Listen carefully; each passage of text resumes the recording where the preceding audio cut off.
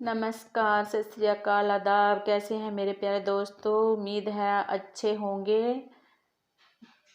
तो दोस्तों, आज मैं आपके लिए कहानी लेकर आई हूँ, कबूतरों वाला साईं। तो दोस्तों, अगर आपको कहानी अच्छी लगे तो प्लीज़ मेरा चैनल सब्सक्राइब करें, लाइक करें, कमेंट करें और कहानी को शेयर करें। तो थैंक यू दोस्तों। चलो मैं कहानी शुरू करती हूँ।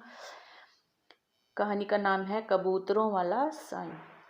पंजाब के एक सर्द देहात के तकिए में माई जीवा सुबह सवेरे एक कलाफ चढ़ी कब्र के पास जमीन के अंदर खुदे हुए गड्ढे में बड़े बड़े उपलों में आग लगा रही है।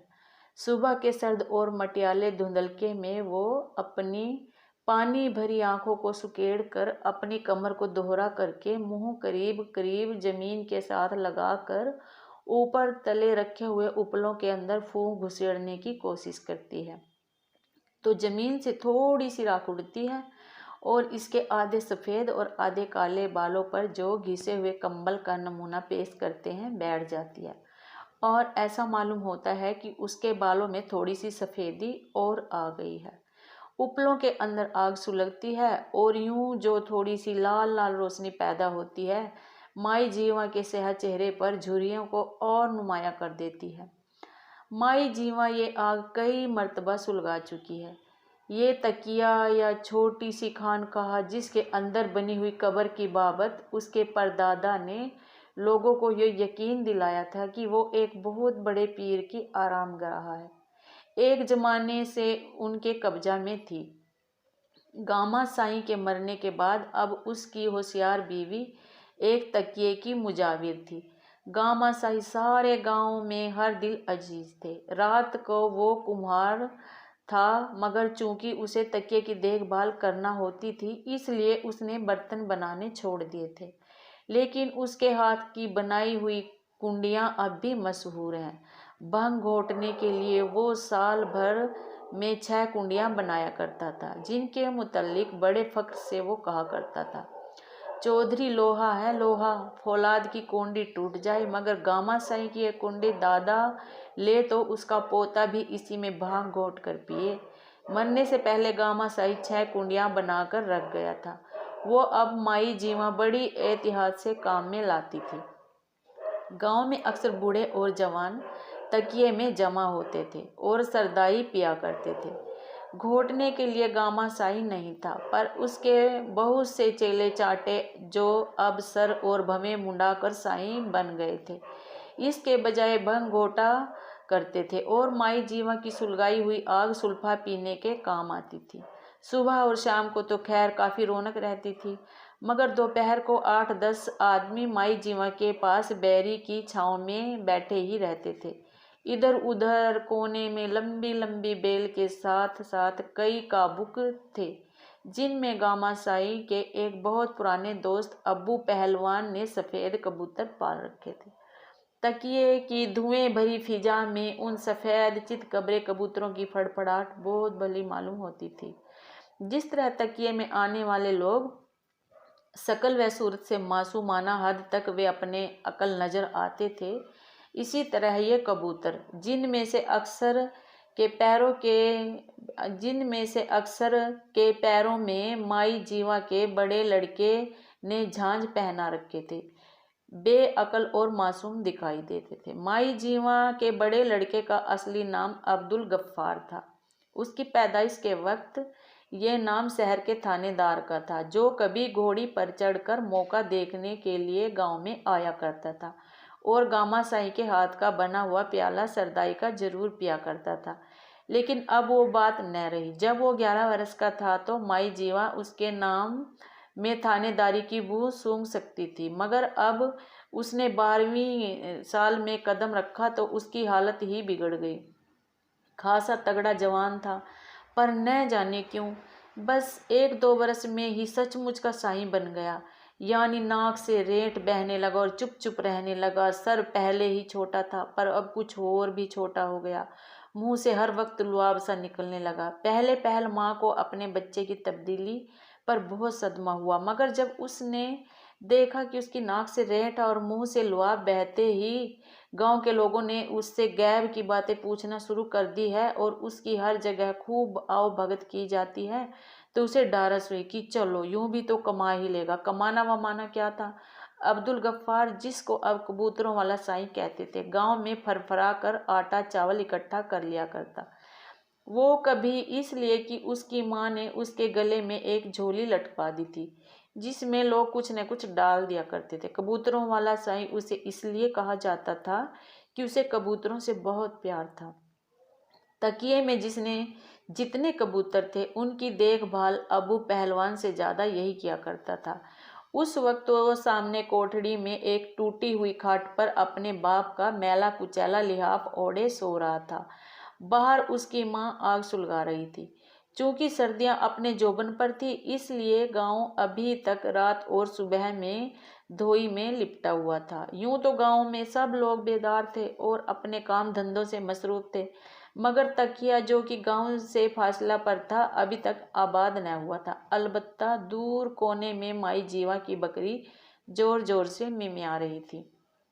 माई जीवा आग सुलगाकर बकरी के लिए चारा तैयार करने ही लगी थी कि उसे अपने पीछे आहट सुनाई दी। मुड़ कर देखा तो उसे एक अजनबी सर पर ठाटा और मोटा सा कंबल ओढ़े नजर आया। पगड़ी के एक पल्लू से उस आदमी ने अपना चेहरा आंखों तक छिपा रखा था। जब उसने मोटी आवाज में माई जीवा अस्सलाम अलैकुम कहा तो पगड़ी का खुरदरा कपड़ा उसके मुंह पर 3-4 मर्तबा सिकुड़ा और फैला। माई जीवा ने चारा बकरी के आगे रख दिया और अजनबी को पहचानने की कोशिश किए बगैर, वालेकुम अस्सलाम, आओ भाई बैठो, आग तापो। माई जीवा कमर पर हाथ रखकर उस गड्ढे की तरफ बढ़ी जहां हर रोज आग सुलगती रहती थी। अजनबी और वो दोनों पास पास बैठ गए। थोड़ी देर हाथ ताप कर उस आदमी ने माई जीवा से कहा, माँ अल्लाह बख्शे, गामा साईं मुझे बाप की तरह चाहता था। उसके मरने की खबर मिली तो मुझे सदमा हुआ, मुझे आसीब हो गया। कब्रिस्तान का जिन ऐसा चिमटा था कि अल्लाह की पनाह। गामा साईं के एक ही तावीज से ये काली बला दूर हो गई। माई जीवा खामोशी से अजनबी की बातें सुनती रही, जो उसके शोहर का बहुत ही मौतकीद नजर आता था। उसने इधर उधर की बहुत सी बातें की करने के बाद बुढ़िया से कहा, मैं 12 कोस से चलकर आया हूँ एक खास बात कहने के लिए। अजनबी ने राजदारी से के खास अंदाज में अपने चारों ओर देखा। उसकी बात कोई और तो नहीं सुन रहा और भीचे हुए लहजे में कहने लगा, मैं सुंदर डाकू के गिरोह का आदमी हूँ। परसों रात हम लोग इस गांव पर डाका मारने वाले हैं। खून खराबा जरूर होगा, इसलिए मैं तुमसे ये कहने आया हूँ कि अपने लड़कों को दूर ही रखना। मैंने सुना है कि गामा साई मरहूम ने अपने पीछे 2 लड़के छोड़े हैं जो इन आदमियों का लहू है। बाबा, ऐसा न हो कि जोश मार उठे और लेने के देने पड़ जाए। तुम उनको परसों गांव से कहीं बाहर भेज दो तो ठीक रहेगा। बस मुझे यही कहना था, मैंने अपना हक अदा कर दिया है। अस्सलामुअलैकुम। अजनबी अपने हाथों को आग के अलाव पर जोर जोर से मलकर उठा और जिस रास्ते से आया था इसी रास्ते से बाहर चला गया। सुंदर जाट बहुत बड़ा डाकू था। उसकी दहशत इतनी थी कि माए अपने बच्चों का उसी का नाम लेकर डराया करती थी। बेशुमार गीत उसकी बहादुरी और उसकी बेबाकी के गांव की जवान लड़कियों को याद थे। इसका नाम सुनकर बहुत सी कुंवारियों के दिल धड़कने लगते थे। सुंदर जाट को बहुत कम लोगों ने देखा था, मगर जब चौपाल में लोग जमा होते थे तो हर शख्स उससे अपनी अचानक मुलाकात के मनगढ़ंत किस्से सुनाने में एक खास लज्जत महसूस करते थे। उसके कदो कामत और डील डोल के बारे में मुख्तलिफ बयान थे। बाज कहते थे कि वो बहुत कद्दावर जवान है, बड़ी बड़ी मूछों वाला। इन मूछों के बालों के मुतल्लिक ये मशहूर था कि वो 2 बड़े बड़े लेमू उनकी मदद से उठा सकता है। बाज लोगों का ये बयान, उसका कद मामूली है अगर बदन इस कदर गठा हुआ है कि गेंडे का भी ना होगा। बहरहाल मुतफिका तौर पर उसकी ताकत और बेबाकी के मोतरिफ थे। अब माई जीवा ने ये सुना कि सुंदर जाट उनके गांव पर डाका डालने के लिए आ रहा है तो उसके लिए आए ओसान खता हो गए और वो उस अजनबी के सलाम का जवाब तक न दे सकी और न शुक्रिया अदा कर सकी। माई जीवा को अच्छी तरह मालूम था कि सुंदर जाट का डाका क्या माने रखता है। पिछली दफा जब उसने साथ वाले गांव पर हमला किया था तो सखी महाजन की सारी पूंजी गायब हो गई थी और गांव की सबसे सुंदर और चंचल छोकरी भी ऐसी गुम हुई थी कि अब तक उसका पता नहीं मिलता था। ये बला अब उनके गांव पर नाजिल होने वाली थी और इसका इल्म स्वयं माई जीवा के गांव में किसी और को न था। माई जीवा ने सोचा कि वो इस आने वाले भूचाल की खबर किस किस को दे। चौधरी के घर खबर कर दे, लेकिन नहीं, वो तो बड़े कमीने लोग थे। पिछले दिनों उसने थोड़ा सा साग उनसे मांगा था तो उन्होंने इनकार कर दिया था। घसीटा राम हलवाई को मुतनब्बा कर दे, नहीं, वो भी ठीक आदमी नहीं था। वो देर तक इन्हीं ख्यालात में गर्क रही। गांव के सारे आदमी वो एक एक करके अपने दिमाग में लाई और इनमें से किसी एक को भी इसने मेहरबानी के काबिल न समझा। इसके अलावा उसने सोचा, अगर उसने किसी की हमदर्दी के तौर पर इस राज से आगाह कर दिया तो वो किसी और पर मेहरबानी करेगा और यूँ सारे गांव वालों को पता चल जाएगा, जिसका नतीजा अच्छा नहीं होगा। आखिर में वो ये फैसला करके उठी कि अपनी सारी जमा पूंजी निकाल कर वो सब्ज रंग की गलाफ चढ़ी कब्र के सिरहाने गाड़ देगी और रहमान को पास वाले गांव में भेज देगी। जब वो सामने वाली कोठड़ी की तरफ बढ़ी तो दहलीज में उसे अब्दुल गफ्फार यानी कबूतरों वाला साईं खड़ा नजर आया। माँ को देखकर वो हंसा। उसकी ये हंसी आज खिलाफे मामूल मानी खेज थी। माई जीवा को उसकी हंसी में संजीदगी और मतानत की झलक भी नजर आई कि होशमंदी की निशानी है। जब वो कोठड़ी के अंदर जाने लगी तो अब्दुल गफ्फार ने पूछा, माँ, ये सुबह सवेरे कौन आदमी आया था? अब्दुल गफ्फार इस किस्म के सवाल आम तौर पर पूछा करता था, इसलिए उसकी माँ जवाब दिए बगैर अंदर चली गई और अपने छोटे लड़के को जगाने लगी। ए रहमान, उठ उठ। बाजू झिंझोड़ कर माई ने अपने छोटे लड़के रहमान को जगाया और वो जब आंखें मलकर उठ बैठा और अच्छी तरह होश आ गया तो उसकी माँ ने उसको सारी बात सुना दी। रहमान के तो ओसान खता हो गए। वो बहुत डरपोक था।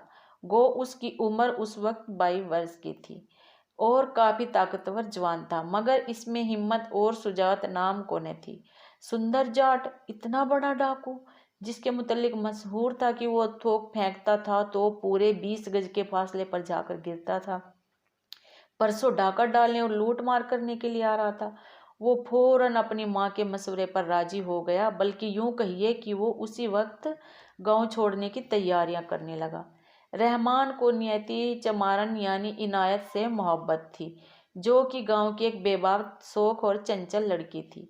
गांव के सब जवान लड़के सवाब की ये पोटली हासिल करने की कोशिश में लगे रहते थे, मगर वो किसी को खातिर में नहीं लाती थी। बड़े बड़े होशियार लड़कों को वो बातों बातों में उड़ा देती थी। चौधरी दीन मोहम्मद के लड़के फजल दीन को कलाई पकड़ने में कमाल हासिल था। इस फन के बड़े बड़े माहिर दूर दूर से उसको नीचा दिखाने के लिए आते थे, मगर उसकी कलाई किसी से भी न मुड़ी। वो गांव में अकड़ अकड़ कर चलता था, मगर उसकी ये सारी अकड़ फून नियति के ने एक ही दिन में गायब कर दी। जब उसने धान के खेत में उससे कहा कि फंजे गंडा सिंह की कलाई मरोड़ कर, तो अपने मन में ये मत समझ कि बस अब तेरे से मुकाबले में कोई आदमी नहीं रहा। आ मेरे सामने बैठ, मेरी कलाई पकड़। इन 2 उंगलियों की एक ऐसी ही ठुमकी से तेरे दोनों हाथ न छुड़ा दूं तो नियति नाम नहीं। फजल दीन उसको मोहब्बत की ये निगाहों से देखता था और उसे यकीन था कि उसकी ताकत और सहजोरी के रुअब और दबदबे में वो आकर खुद ब खुद एक रोज राम हो जाएगी। लेकिन जब उसने कई आदमियों के सामने उसको मुकाबले की दावत दी, वो तो पसीना पसीना हो गया। अगर वो इनकार करता है तो नियति और भी सर पर चढ़ जाती है, और अगर वो उसकी दावत कबूल करता है तो लोग यही कहेंगे कि औरत जात से मुकाबला करते शर्म तो नहीं आई मरदूद को।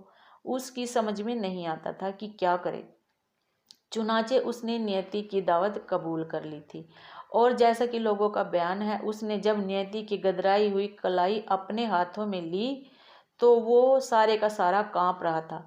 नियति की मोटी मोटी आंखें उसकी आंखों में धंस गई। एक नारा बुलंद हुआ और नियति की कलाई फजल की गिरफ्त से आज़ाद हो गई।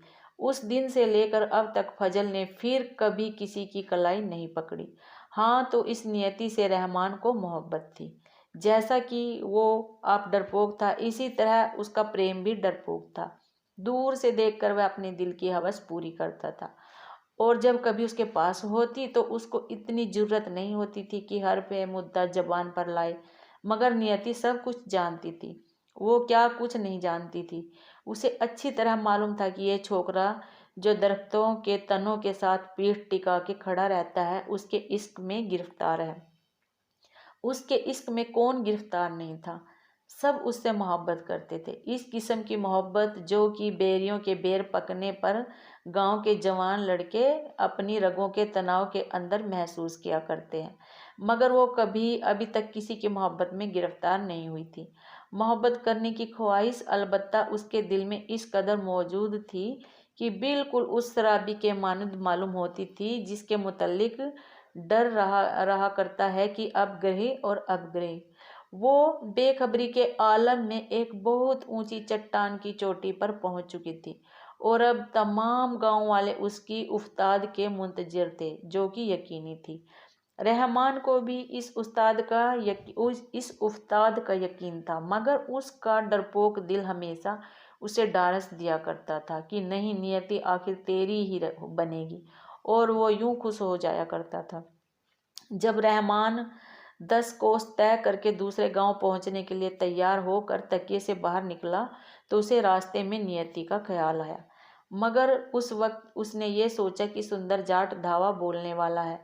वो दरअसल नियति के तस्वुर में इस कदर मगन था और अकेले में उसके साथ मन ही मन में इतने जोरों के प्यार मोहब्बत कर रहा था कि उसे किसी और बात का ख्याल ही नहीं आया। अलबत्ता जब वो गांव से 5 कोस आगे निकल गया तो एकाएक उसने सोचा कि नियति को तो बता देना चाहिए था कि सुंदर जाट आ रहा है, लेकिन अब वापस कौन जाता। अब्दुल गफ्फार यानी कबूतरों वाला साई तकिए से बाहर निकला। उसके मुंह से लुआब निकल रहा था, जो कि मैले कुर्ते पर गिर कर देर तक ग्लिसरीन की तरह चमकता रहता था। तकिए से निकलकर सीधा खेतों का रुख किया करता था और सारा दिन वहीं गुजार देता था। शाम को जब ढोर डंगर वापस गांव को आते तो उनके चलने से जो धूल उड़ती, इसके पीछे कभी कभी गफ्फार की शक्ल नजर आ जाती। गांव उसको पसंद नहीं था। उजाड़ और सुनसान जगहों से उसे गैर महसूस तौर पर मोहब्बत थी। यहाँ भी लोग उसका पीछा न छोड़ते थे और उससे तरह तरह के सवाल पूछते थे। जब बरसात में देर हो जाती तो करीब करीब सब किसान उससे दरख्वास्त करते कि वो पानी भरे बादलों के लिए दुआ मांगे, और गांव के इश्क पेशा जवान उससे अपने दिल का हाल बयान करते और पूछते कि वो कब अपने मकसद में कामयाब होंगे। नौजवान छोकरियां भी चुपके चुपके धड़कते हुए दिलों से उसके सामने अपनी मोहब्बत का एतराफ़ करती और ये जानना चाहती थी उनके माहिया का दिल कैसा है। अब्दुल गफ्फार इन सवालियों के ऊट पटांग जवाब दिया करता था, इसलिए कि उसे गैब की बातें कहाँ मालूम थी। लेकिन जो उसके पास सवाल आते थे उसकी बेरब्त बातों में अपना मतलब ढूंढ लिया करते थे। अब्दुल गफ्फार मुख्तलिफ खेतों में से होता हुआ उस कुएं के पास पहुंच गया, जो कि एक जमाने से बेकार पड़ा था। उस कुएं की हालत बहुत अबतर थी।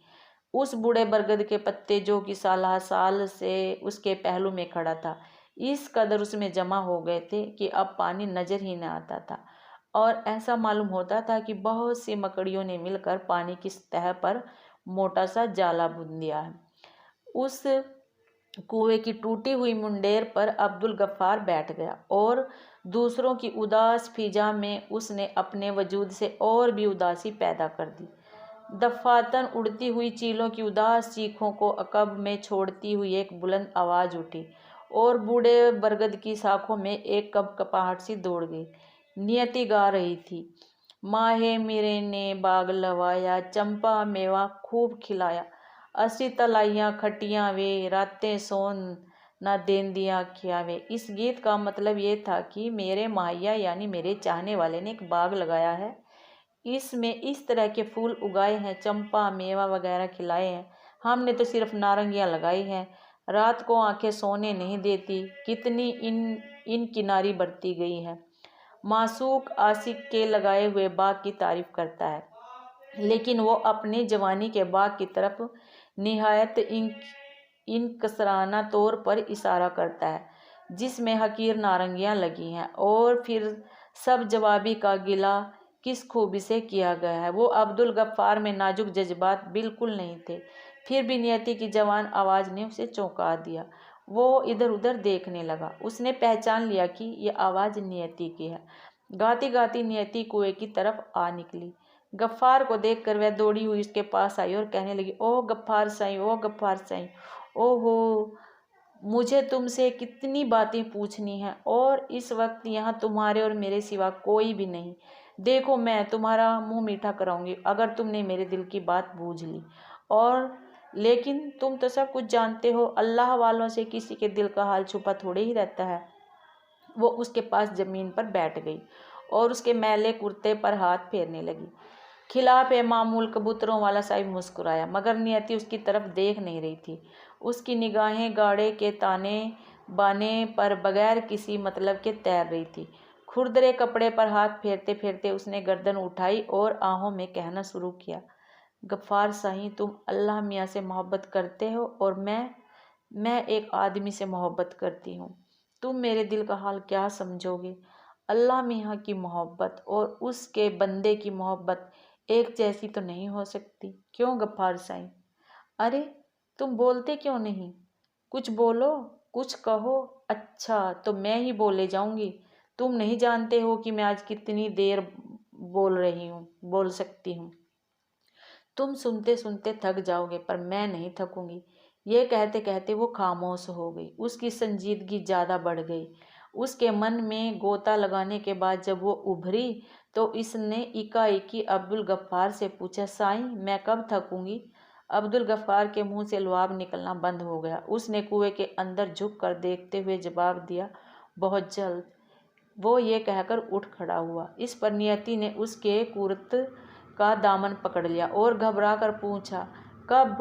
कब साईं, कब?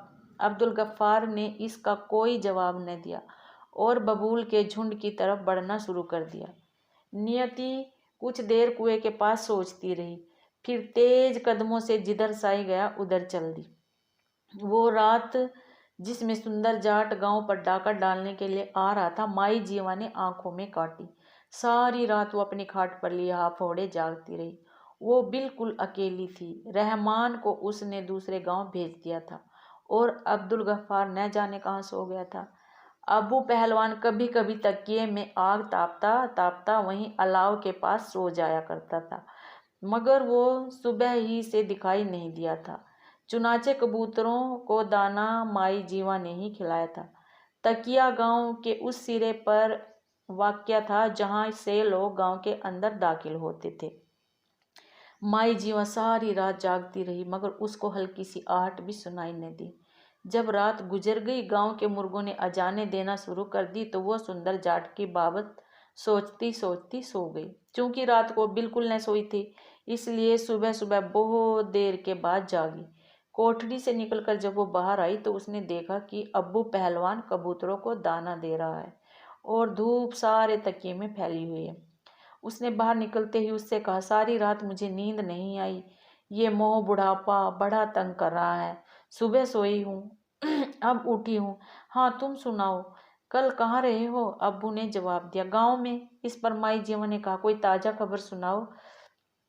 अबू ने झोली के सब दाने जमीन पर गिराकर झपट कर एक कबूतर को बड़ी सफाई से अपने हाथ में दबोचते हुए कहा, आज सुबह चौपाल पर नत्था सिंह कह रहा था कि गांव की वो लोंडिया, क्या नाम है उसका, हाँ वो नियति, कहीं भाग गई है।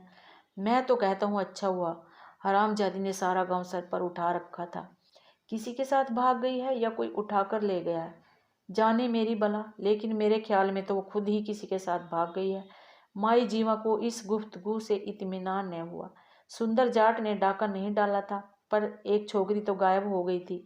अब वो चाहती थी कि किसी न किसी तरह नियति का गायब हो जाना सुंदर जाट से मुतल्लिक हो जाए। चुनाचे वो इन तमाम लोगों से नियति के बारे में पूछती रही, जो कि तकिए में आते जाते रहे, लेकिन जो कुछ अब्बू ने बताया उससे ज़्यादा उसे कोई भी न बता सका। शाम को रहमान लौट आया। उसने आते ही माँ से सुंदर जाट के डाका के मुतालिक पूछा। इस पर माई जीवा ने कहा, सुंदर जाट तो नहीं आया बेटा, पर नियति कहीं गायब हो गई है, ऐसा कि कुछ पता नहीं चलता। रहमान को ऐसा महसूस हुआ कि उसकी टांगों में 10 कोस और चलने की थकावट पैदा हो गई है। वो अपनी माँ के पास बैठ गया। उसका चेहरा खौफनाक तौर पर जर्द था। एकदम ये तब्दीली देखकर माई जीवा ने तशवीशनाक लहजा में पूछा, क्या हुआ बेटा? रहमान ने अपने खुश्क होठों पर जबान फेरी और कहा, कुछ नहीं माँ, मैं थक गया हूँ। और नियति कल मुझसे पूछती थी मैं कब थकूंगी। रहमान ने पलट कर देखा तो उसका भाई अब्दुल गफ्फार आस्तीन से अपने मुंह का लुआब पोंछ रहा था। रहमान ने उसकी तरफ घूर कर देखा और पूछा, क्या कहा था उसने तुझसे? अब्दुल गफ्फार अलाव के पास बैठ गया। कहती थी मैं थकती ही नहीं हूँ, पर अब वो थक जाएगी। रहमान ने तेजी से पूछा, कैसे? गफ्फार साई के चेहरे पर एक बेमानी सी मुस्कुराहट पैदा हो गई। मुझे क्या मालूम, सुंदर जाट जाने और वो जाने। ये सुनकर रहमान के चेहरे पर और ज़्यादा जर्दी छा गई और माई जीवा की झुर्रियाँ ज़्यादा गहराई इख्तियार कर गई। तो दोस्तों, आपको कहानी कैसी लगी? अगर आपको कहानी अच्छी लगी होगी दोस्तों तो प्लीज़ लाइक और कमेंट करें, शेयर करें। तो हमेशा खुश रहें दोस्तों।